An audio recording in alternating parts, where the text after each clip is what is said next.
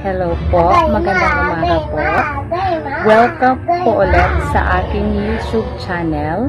At kung bago ka lang po sa aking channel, ay huwag mo pong kalimutan na mag-subscribe at i-hit niyo po ang notification bell para po updated po kayo sa mga susunod ko pa pong i-upload ng mga video.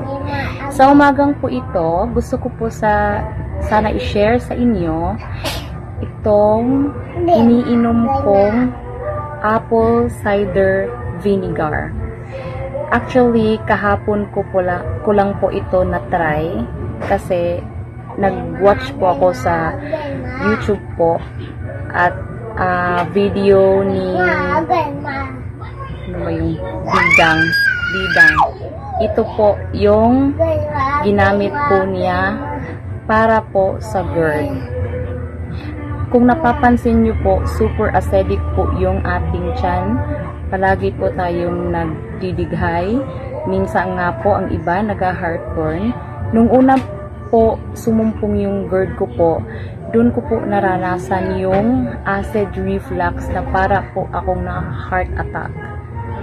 At sa video pong ito, ano ko po sa inyo, i-demo ko kung paano po siya at ilan pong teaspoon yung ilalagay po ito.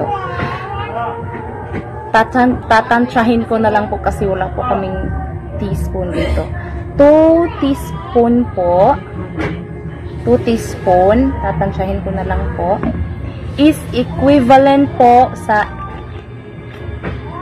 8 ounce na tubig. Yan po. At saka, gamitan nyo po siya ng straw kapag nag-iinom po kayo nitong apple cider vinegar para po hindi po masira ang inyong mga ngipin.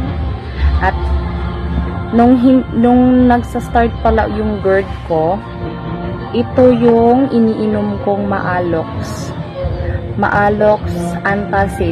Pero hanggang 1 week lang po yung inuman dito. At hindi rin mabuti na lagi po kayong nakadepende po dito. Kasi ano po yung kawawa natin, yung kidney at saka liver po natin. At salamat po sa lahat po na nag-subscribe po dito po sa channel ko. Salamat po ng marami. Paalala lang po, pag gumising po kayo sa umaga, maghanda po kayo ng lukewarm water. Lagyan po ninyo ng apple cider. Make sure na wala pa pong laman yung tiyan nyo po bago po ninyo inumin itong dinilute nyo po na apple cider vinegar po. Bago po kayo kumain, dapat po nainom nyo po na itong apple cider vinegar po para mas maganda kasi siya sa tummy po kasi natin kapag talagang wala pa pong laman yung tiyan nyo po bago nyo po siya